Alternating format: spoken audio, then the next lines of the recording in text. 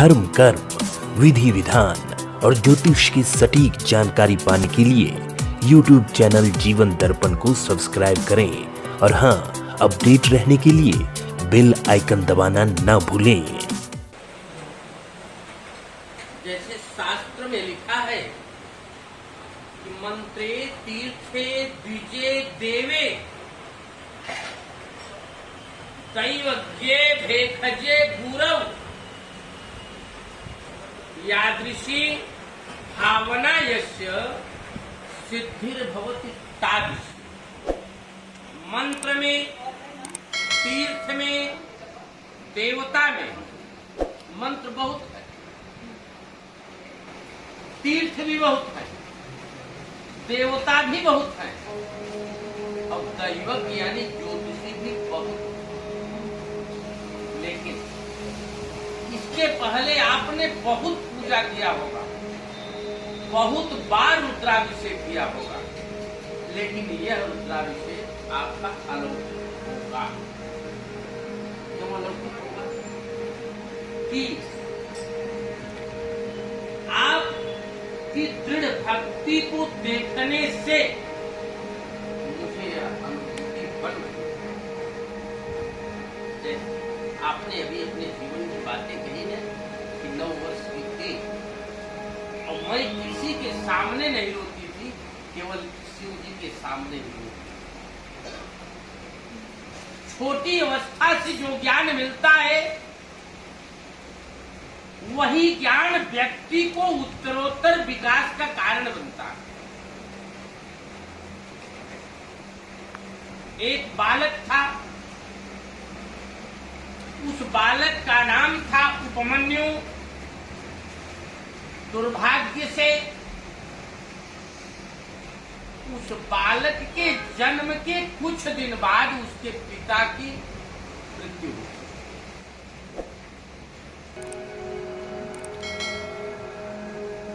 पिता की मृत्यु के बाद में अकेली असहाय मां दुख की वेदना में थी।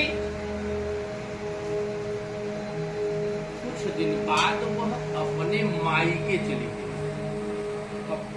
अपने उस छोटे बेटे को लेकर मायके गई। मायके में भी लोग इतने समृद्ध नहीं थे कि उनके खान पान की सारी व्यवस्था बनाई जाए। छोटी अवस्था का बालक, उसको दूध पीने तक के लिए नहीं मिल पाता। उसकी माँ उस छोटे से बालक को ये नहीं बता पाती थी कि दूध यहाँ नहीं है। क्या करती थी? वो चावल के टुकड़ों को पीस करके और जो थोड़ा थोड़ा दूध मिलता था उसी दूध में मिला करके दूध बना लेती और वही उस बालक को दे देती। वो बालक तो पी लिया, लेकिन ओरिजिनल दूध और कृत्रिम दूध में जमीन आसमान का अंतर। एक दिन तो पी लिया, दूसरे दिन अपनी माँ से कहने लगा कि माँ ये दूध नहीं है क्या, अच्छा नहीं लगता। लेकिन माँ बात को बहका दिया। नहीं ठीक है बेटा, ठीक है, कोई दिक्कत नहीं। पूछा बताओ कि ये दूध नहीं है क्या, लेकिन माँ बताने को राजी नहीं। तीसरे दिन वही माँ दूध लेकर के जब बेटे के पास आई, बेटा पीने लगा तो बेटा जिद कर बैठा कि माँ आज तुमको बताना ही है कि ये दूध है कि नहीं। अगर बताओगी तभी हम दूध पिएंगे, नहीं तो दूध।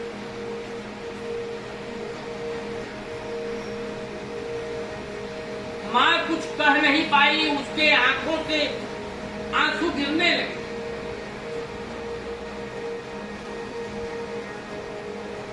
बेटा आश्चर्य में पड़ गया। बात क्या? मां से पूछा अच्छी माँ तुम बताओ, तुम रो क्यों रही हो?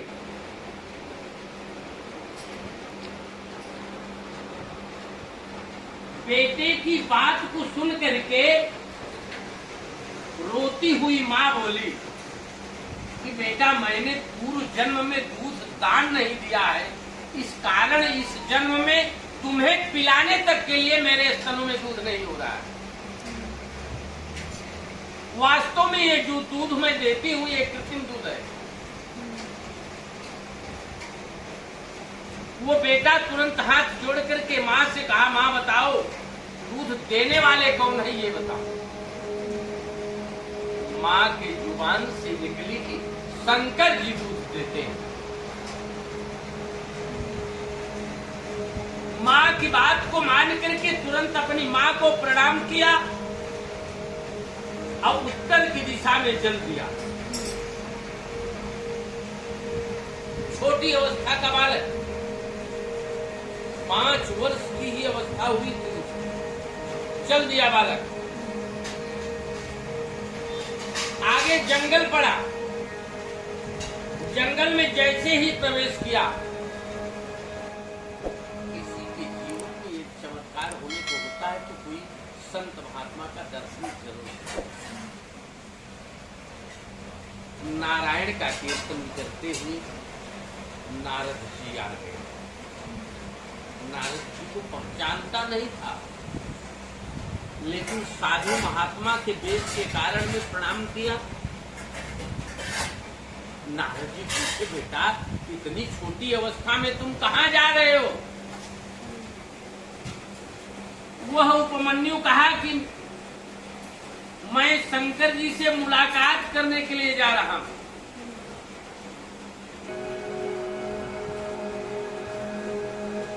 नारद जी कहे, बेटा तुम्हारी इतनी छोटी अवस्था है, जंगल के हिंसक जानवर तुमको खा ले जाएंगे, इसलिए तुम मत जाओ,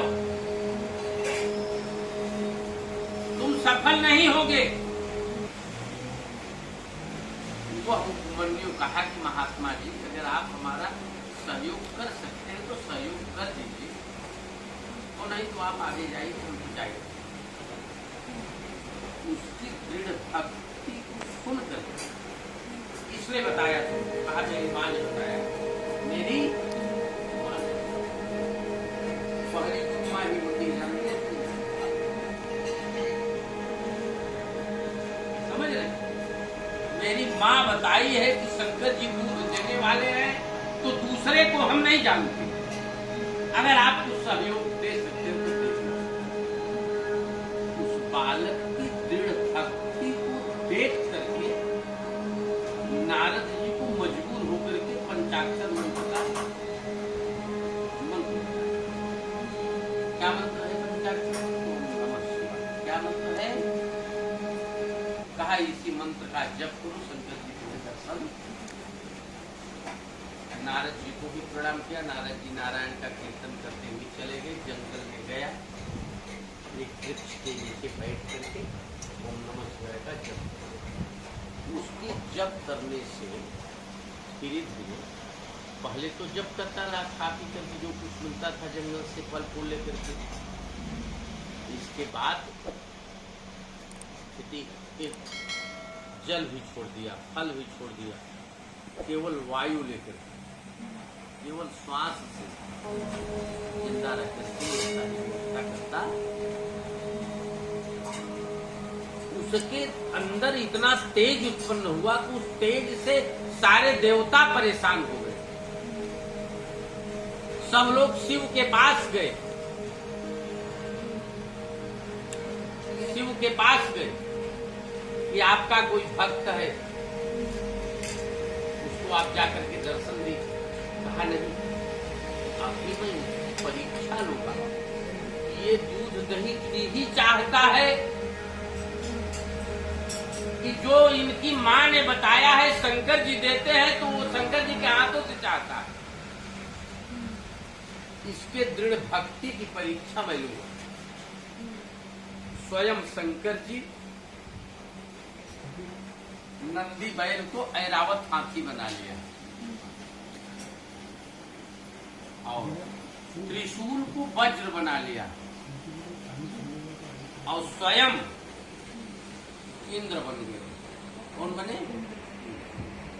इंद्र बन करके उस बालक के पास पहुंच गए। उपमन्यु बालक, बेटा तुमको क्या चाहिए? कहा मुझे दूध दही दीजिए। कहा ठीक है हम दे देते हैं। तुम क्या कर रहे हो? क्या कर रहे हो? कहा कि मैं शिव जी की साधना कर रहा हूँ, शिव जी की। तो हंसने लगे इंद्र के रूप में स्वयं शिव जी। कहा जो भिखारी है, जो खुद भीख मांगता है, तुमको दूध देने के लिए आएगा? कहाँ की बात करते हो? मैं इंद्र हूं, इंद्र।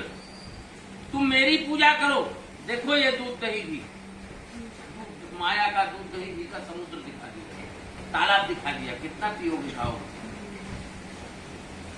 बेटा कहा नहीं, मन्यु कहा नहीं, मेरी माँ ने बताया है शिव जी देते हैं, तो शिव के अतिरिक्त कोई नहीं देता है। अगर आप देने वाले होते तो आपकी बात मेरी माँ बता दी होती। कहा तुम नहीं जानते, मैं बता दे रहा हूं, शिव की पूरी वंशावली में जानता हूं। वंशावली क्या है? स्वयं महेशः स्वसुरो नगेशः मित्रो धनेशः तनयोर गणेशः तथापि भिक्षाटनमेवमासीत् बलीयसीतो किनको। स्वयं महानाम देवानाम ईश महेश शंकर, माने शंकर। ससुरो नगेश, उनके ससुर नगा नाम पर्वता नाम ईशा नगेश माने हिमालय। तनयोर गणेश, उनका बेटा गणेश, गणों के स्वामी। उनके मित्र कुबेर है। किनके मित्र? शंकर जी के मित्र कुबेर। मित्रों धनेश, धनेश माने कुबेर होते हैं। और फिर भी क्या करते हैं वो? भीख मांगते। क्या करते हैं? भीख मांगते। तो भीख मांगने वाला व्यक्ति तुमको दूध दही क्या दिलाएगा? उससे आशा मत करो। कहा नहीं, आप हट जाइए, मेरे इष्ट की निंदा मत करिए, मैं सुनना नहीं चाहता। कहा तुम ये सुनना नहीं चाहते तो हम हमारे राज्य में हो, हम तुम्हारा तपस्या भंग कर देंगे, अभी मैं वज्र चला दूंगा। कहा आप मेरा कुछ नहीं कर पाएंगे, मेरे इष्ट मेरे साथ।